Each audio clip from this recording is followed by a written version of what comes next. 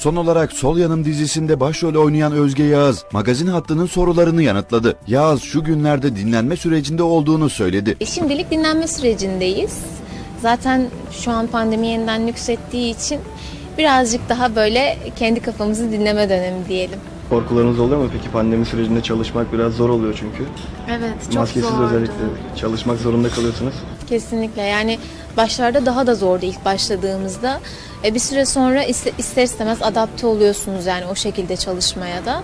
Ama tabii korunarak çalıştığımız için, yani gerçekten setteki herkes buna dikkat ettiği için ve düzenli test yapıldığı için yine bir noktada rahatlıyor içiniz. Yemin dizisindeki eski partneri Gökberk Demirci ile sevgili olan güzel oyuncu, çalışmadığı şu günlerde en çok mutfakta vakit geçirdiğini anlattı. Mutfak gerçekten ilgi duyduğum bir alan. Bir de bence pandemide zaten ilgisi olmayanlar bile çok yöneldi ilgisi olmayan şeylere. Ama ben zaten mutfağı çok seviyordum. Çok kitap okuyorum, bir de kitap okumayı da çok seviyorum. O yüzden hani mutfak ve kitap bayağı vakit alıyor. Gökberk Bey'in en çok sevdiği yemek nedir peki o zaman? Of, çok zor bir soru oldu. Tahminimce kuru fasulye. Bu cevabı bunu verebilirim. Ama etli olan her şeyi seviyor. Genellikle et yemeklerine mi ağırlık veriyor Gökberk Bey? Evet, sebze çok zor yediririz kendisine. Gökberk Demirci geçen yıl Özge Yağız'a evlilik teklif etmişti. Nasıl gidiyor efendim ilişkiyi soralım. Güzel gidiyor, her şey yolunda. Çok da güzel bir evlilik teklifi aldınız, çok da konuşuldu. Hayalinizdeki evlilik teklifi miydi?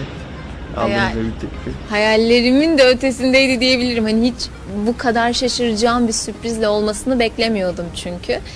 Benim için gerçekten çok sürpriz oldu. Çok güzel bir anıydı yani.